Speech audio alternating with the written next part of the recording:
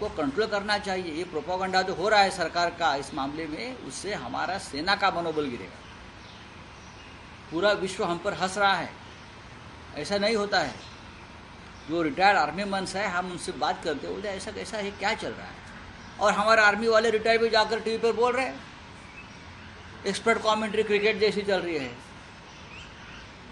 थोड़ा सा नेवी है, आर्मी है, एयरफोर्स है, उनकी प्रतिष्ठा रखनी चाहिए। युद्ध जंग वो लोग कर रहे हैं, हम नहीं कर रहे। हमको उनको सिर्फ सपोर्ट करना है, वो हम नहीं कर रहे।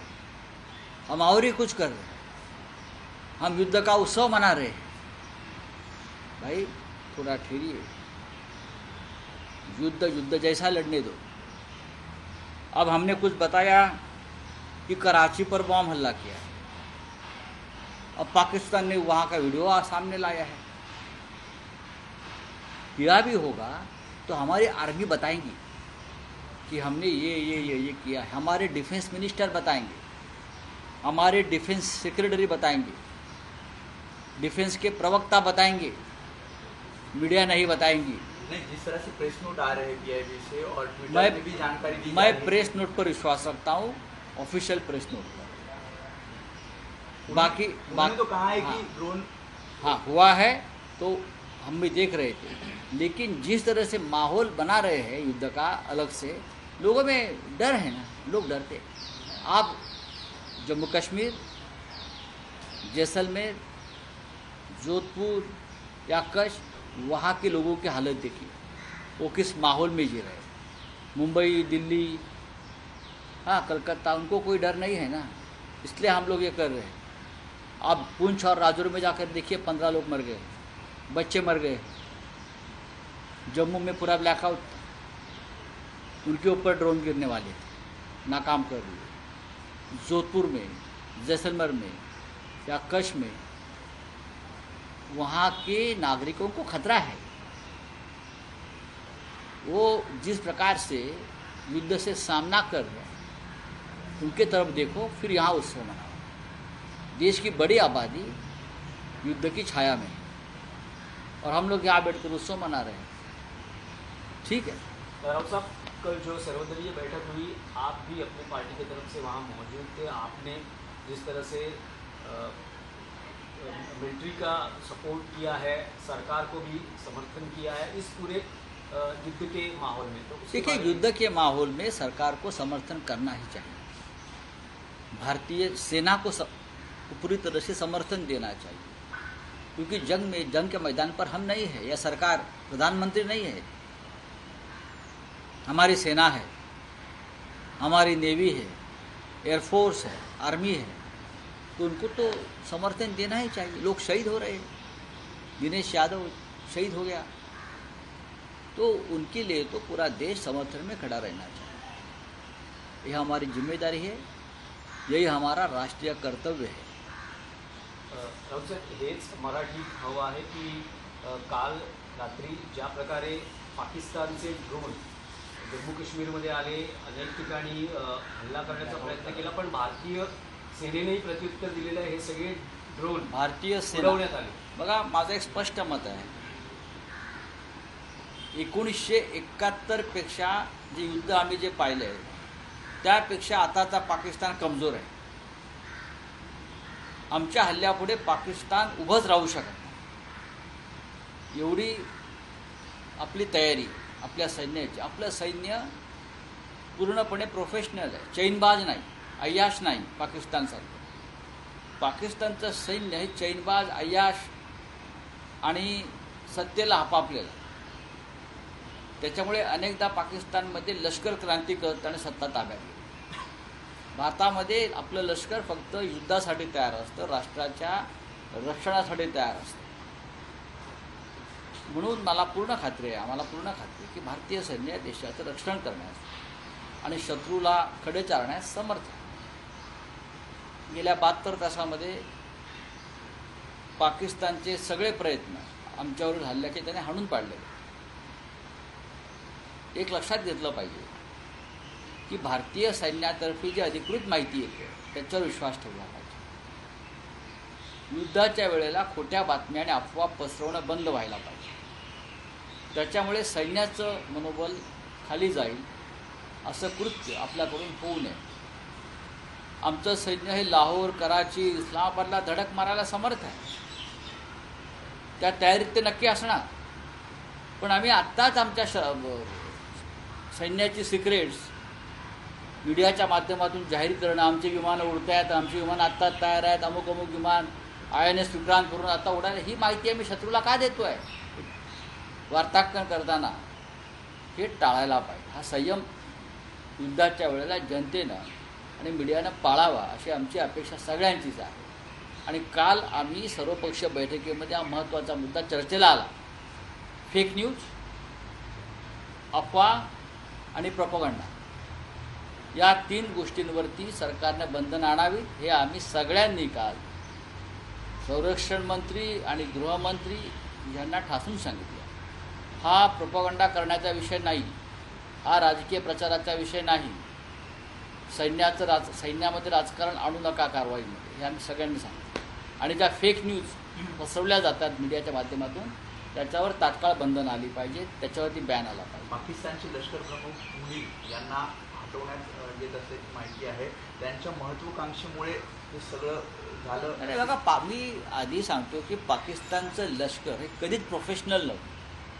त्यांना योग्य ट्रेनिंग नाही, त्यांच्यामध्ये लढण्याची क्षमता नाही, त्यांना राजकारणामध्ये सगळ्यात जास्त रस असतो. ते भ्रष्टाचारी आहेत, ते व्यभिचारी आहेत. ज्या देशाचं सैन्य तुरुंगामध्ये देशाच्या माजी पंतप्रधानावरती बलात्कार करतो, इम्रान खान हे माजी पंतप्रधान, त्याच्यावर ज्या सैन्याचे अधिकारी बलात्कार करतात त्या सैन्याकडून तुम्ही काय अपेक्षा करताय? हे त्यांचे कॅरेक्टर आहे त्या सैन्याचं. अय्याशी, व्यभिचारी, चैनबाजी, भ्रष्टाचार ते आमच्याशी लढू शकत नाही.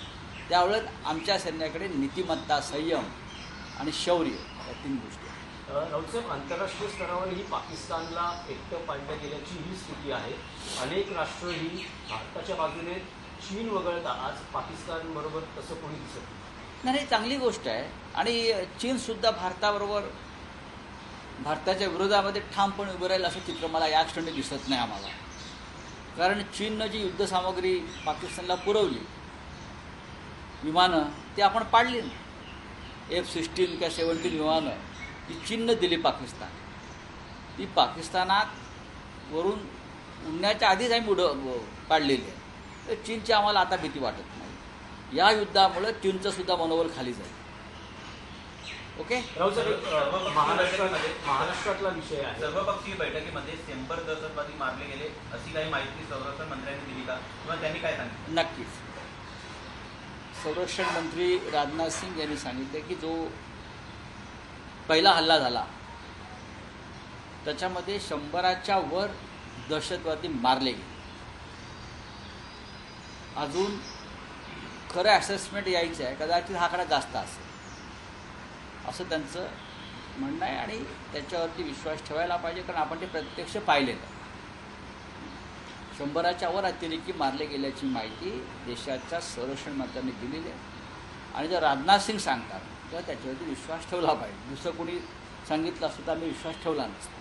रावसाहेब, महाराष्ट्रातला विषय आहे. शरद पवार यांनी काल ऑफ रेकॉर्ड गप्पांमध्ये असं म्हटलंय की भविष्यात 2 राष्ट्रवादी काँग्रेस एकत्र आल्या तर आश्चर्य वाटायला नको.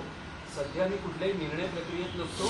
हा जो निर्णय आहे तो मी माझ्या पक्षाच्या युवा पिढीवर नव्या पिढीने केला पाहिजे, पुढाकार घ्यावा असं एकत्र यायचा निर्णय सुप्रिया सुळेंनी घ्यावा असं त्यांचं म्हणणं होतं. सुप्रिया सुळे काल माझ्याबरोबर होत्या दिल्लीत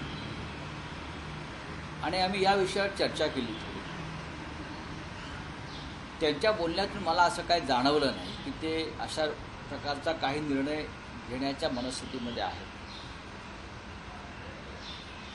दुसरं असं की माननीय पवारसाहेब हे ऑफ द रेकॉर्ड बोललेले आहेत.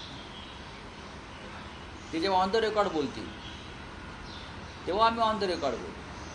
ऑफ द रेकॉर्ड आमच्याकडे खूप माहिती आहे आणि ती माझ्याकडेच असायला पाहिजे, हे तुम्हाला माहिती आहे. पण जेव्हा ते प्रत्यक्ष त्या दिशेनं, आता युद्ध सुरू आहे, युद्धकाळामध्ये अशा चर्चा फार रंगवू नये, कारण ही लहान युद्ध आहेत आपल्या घरातली, महाविकास आघाडीतली. त्याच्यावरती आता मी चर्चा करणार नाही, कोणी करणार नाही. युद्धाचा निचरा झाला की आम्ही यात युद्धाकडे वळू. नाही, पण राऊत साहेब तुम्ही म्हणालात की ते ऑफ रेकॉर्ड म्हणाले, त्यामुळे आम्ही त्यावर फार हे करत नाही. पण ऑन रेकॉर्ड काल त्यांचं असंही एक स्टेटमेंट होतं की त्यांच्या पक्षात 2 मतप्रवाह आहेत, त्यातला एक गट असं म्हणतोय की आपण अजित पवारांबरोबर जाऊ. हे सर्वच पक्षात होत असतं. आता आमच्या पक्षामध्ये सुद्धा एक गट असा होता त्यावेळेला की ते वारंवार म्हणत होते की आमच्यावरती ईडीच्या धाडी पडतील, आम्हाला अटक केली जाईल, आपण भाजपबरोबर जाऊ. हा एक गट होताच ना की आमच्या कुटुंबाला त्रास होतो आहे, आम्हाला तुरुंगात जावं लागेल, आमच्या प्रॉपर्ट्या जप्त होतील, आमची संपत्ती जप्त होईल, हे वय काय आमच्या तुरुंगात जायचं नाही, तेव्हा आपण भाजपबरोबर हात मिळवणी करावी, असा एक गट आमच्याकडे होता. आणि तो गेला, तो थांबला का, तो गेला. असे गट ज्यांना सत्तेच्या गुळाला चिटकून राहायचं असतं, असे गट हे प्रत्येक पक्षामध्ये असतात. त्याच्यावरती काय फार चिंता करण्याचं कारण नाही, पण ती पोकळी भरून निघते. आज जरी युद्धाचा माहोल असला तरी या देशामधला विरोधी पक्ष मजबूतीनं उभा आहे आणि ती पोकळी भरून काढण्याचं काम महाराष्ट्रामध्ये महाविकास आघाडी आणि देशात इंडिया आघाडी करते आहे. राहुल गांधी करत आहेत. ज्या कोणाला जायचं असतं ते जात असतं. त्यांच्यामुळे काय प्रक्रिया किंवा प्रोसेस थांबत नाही. शरद पवार साहेबांचं संपूर्ण आयुष्य हे जसं सत्तेत गेलं तसं विरोधी पक्षातसुद्धा गेलं. लोकशाहीमध्ये विरोधी पक्षाला काय स्थान आहे, काय ताकद आहे हे त्यांना माहिती आहे. गेले 10 वर्ष शरद पवार विरोधी पक्षामध्ये आहे, तरी त्यांचा जो मान सन्मान इथे आहे तो महत्त्वाचा आहे. माननीय उद्धव ठाकरे सत्तेत कमी राहिले आणि विरोधी पक्षात जास्त राहिले, तरी आमचं राजकारण सुरू आहे. मंत्रिपदासाठी किंवा कारखाने आणि दुकानं आमची वाचवण्यासाठी आम्हाला राजकारण किंवा सत्ता नको आहे. राऊतसाहेब, मध्यंतरी राज ठाकरेंनी उद्धव ठाकरेंपुढे युतीचा प्रस्ताव मांडला, ज्याला उद्धव ठाकरेंनीही सकारात्मक प्रतिसाद दिला. पण आता असं दिसतं आहे की 2 दिवसांपूर्वी राज ठाकरेंनी मुख्यमंत्री देवेंद्र फडणवीस यांची त्यांच्या शासकीय निवासस्थानी भेट घेतली. भेटीचं कारण समजू शकलं नसलं तरी एका बाजूला ते तुमच्याकडे युतीचा प्रस्ताव ठेवतात, तर दुसऱ्या बाजूला ते फडणवीसांशी चर्चा करताना आपल्याला पाहायला मिळतं. नाही, आमची भूमिका स्पष्ट आहे. आम्ही सकारात्मक आहोत, सकारात्मक असायला आहोत. मग माननीय उद्धव ठाकरे असतील किंवा आम्ही सगळे त्यांचे सहकारी असतो. प्रश्न इतकाच आहे की लोकभावना अशी आहे, एकत्र येत असताना आम्ही किंवा तुम्ही यांनी महाराष्ट्राच्या शत्रूशी संबंध ठेवू नये, छुपी हात मिळवणी करू नये आणि मराठी माणसाच्या पाठीत खंजीर खुपसणाऱ्यांना मदत करू नये, सहकार्य करू नये, ही आमची एक भूमिका आहे आणि एक लोकभावना. ह्याच्यावरती आता भविष्यात चर्चा होईल, पाहू. नाही, पण राज ठाकरेंनी देवेंद्र फडणवीसांशी आपला असलेला स्नेह किंवा जी काही राजकीय चर्चा असावी ती सुरू ठेवलेली आहे. एका नाही, बाजूला ते तुम्हाला बघा, राज्याचे मुख्यमंत्री आहेत ते, आम्ही तर भेटत नाही त्यांना. आता तसे आदित्य ठाकरेही भेटतात, ते विरोधी पक्षाचे नेते आहेत, सभागृहात एकमेकांना भेटतात. त्याचा अर्थ तसा काढता येणार नाही की आमचे लोक मुख्यमंत्र्यांना भेटले तर का भेटले, कशा. उद्धव ठाकरे भेटले का? एकदा भेटले, शुभेच्छा दिली. याच्या पलीकडे मला त्यांची भेट कुठली झाली असं वाटत नाही. थँक्यू.